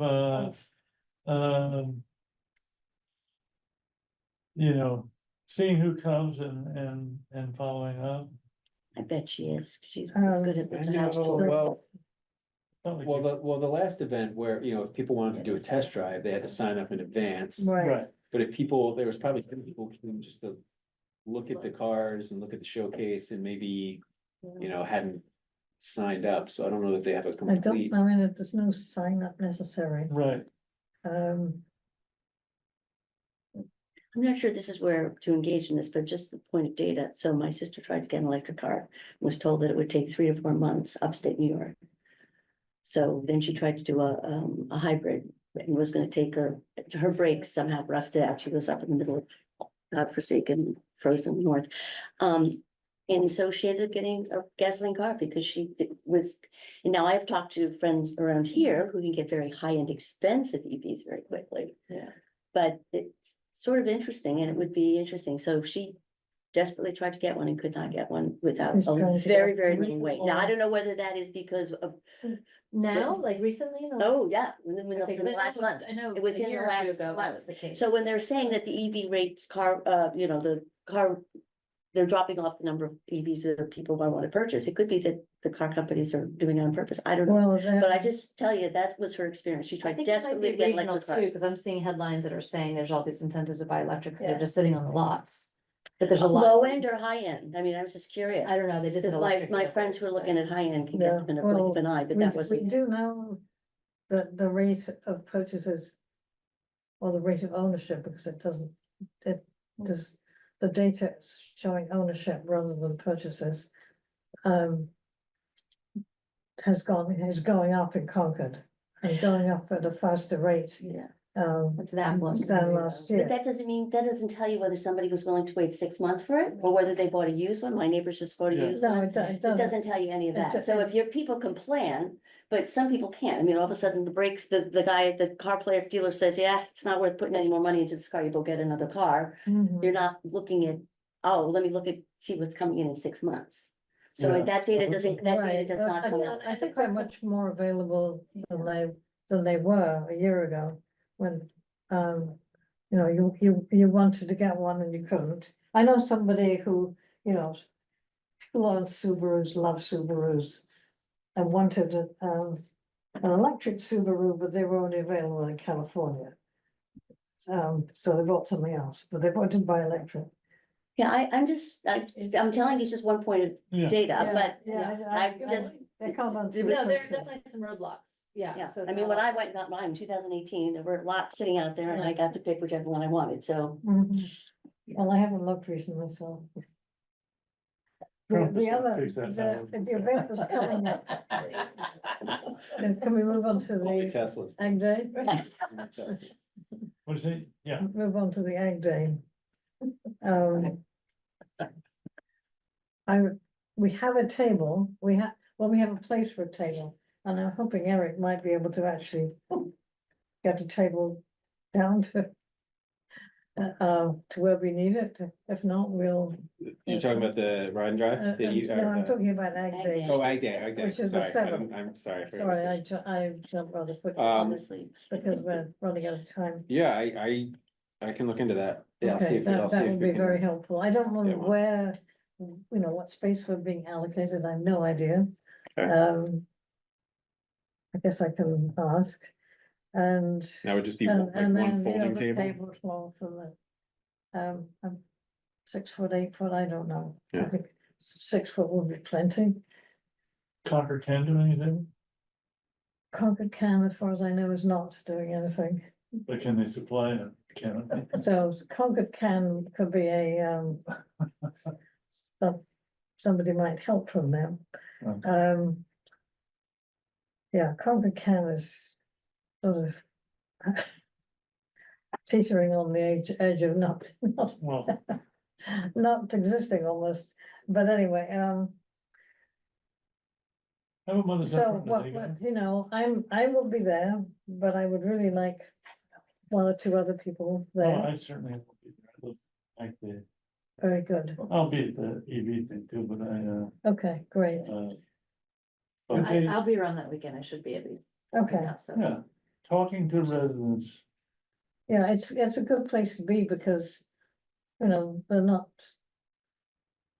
there because they're interested in sustainability. They're there for this town event. right, When is the EVs? So the other thing is, you know, the tablecloth and the whatever. I can get, you know, all the brochures about incentives from Jan. right. So I can do that. And, Does one of their coaches wanna come? I would love one of their. Are they gonna coaches have, to come. And I don't know whether or not? a heat pump coach, I would love to have a heat pump Yeah. coach. And I don't really, is Kim still, Kim or Ethan are both active as far as I know, and okay, I know, I'm sure I know Kim, I don't really know Ethan. And I feel I should. I ask know people I Ethan, know. but I don't know, you know, Yeah. he was my heat pump coach, so that's how I know him. Okay, but I think it would be nice to have one or maybe Okay. split the time. So, I mean, I can ask Kim. I think we should ask them both, let me, if you want, I can give you Ethan's email, but.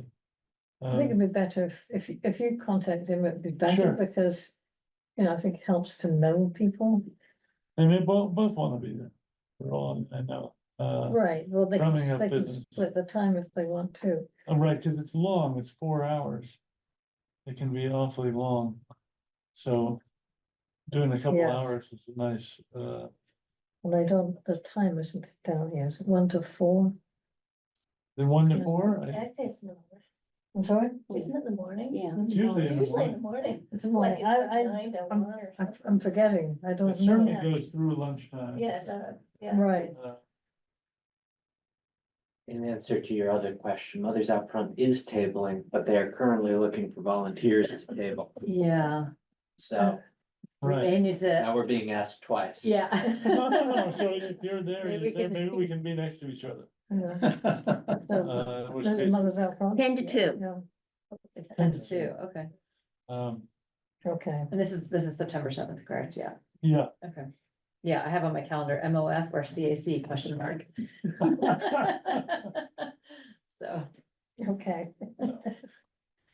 You can do one and then the other, okay? So, Brad, you're sort of splitting between two ends. Anybody else? Sherry's always there because he loves tomatoes. I do. I'm likely to be there, but I'm not sure I can stay and hang out. So Maybe you could do an hour. I can probably. So Okay. I'll give you a probably. Okay. Okay. And Cheryl? Yeah, I'm not sure I can do it that weekend, so, Okay. that's why I definitely committed to the other thing, because Well, I knew I if have. Brad that- and I are Eric, are you there. coming to it? and What is the date again? It's No. Saturday, the 7th of September, 7th? 7th, yeah. I may be able to. You would? Is that- I may be able to. Let me check.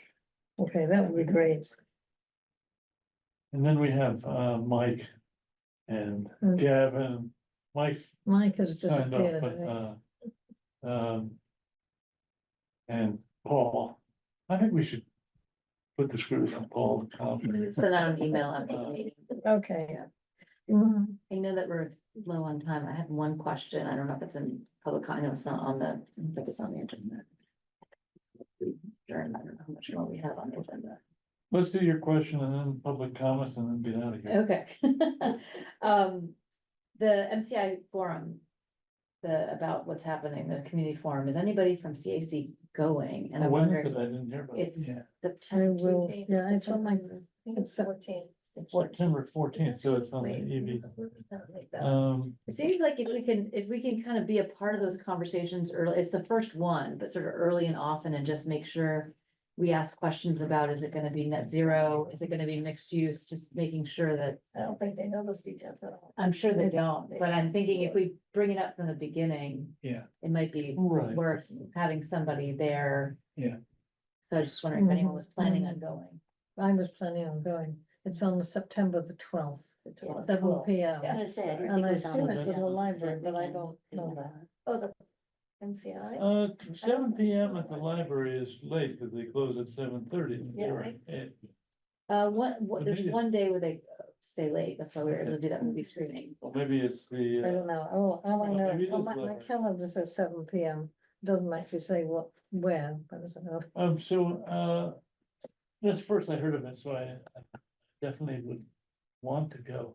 Mm. I'm available. At the townhouse. Yeah, it's not, yeah. it's- Okay. And it's also on Zoom, but for our purposes, Yeah, one of us should be there. I'd like to Yes. go. I'm not sure yet I could do that. What day is it? You said? The 12th, Thursday, September 12th.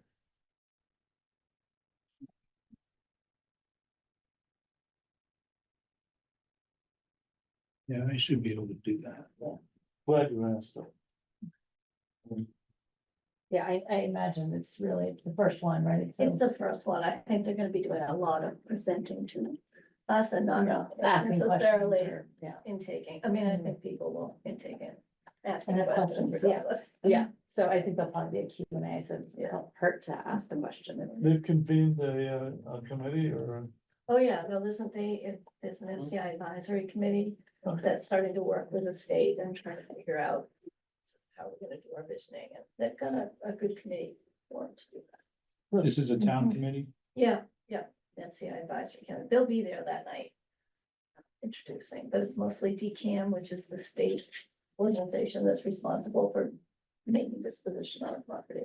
And they'll probably speak to how they're gonna work with the committee, and really the focus is on public input, right? So this is the first of 3 meetings that they'll have. So we'll have public input. Oh, absolutely, yeah. I mean, and the state's really big on it. They really want us to come up with that plan, so.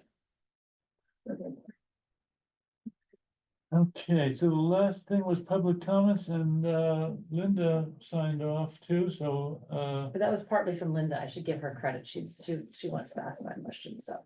okay, good, that's her comment, good. Then let's adjourn.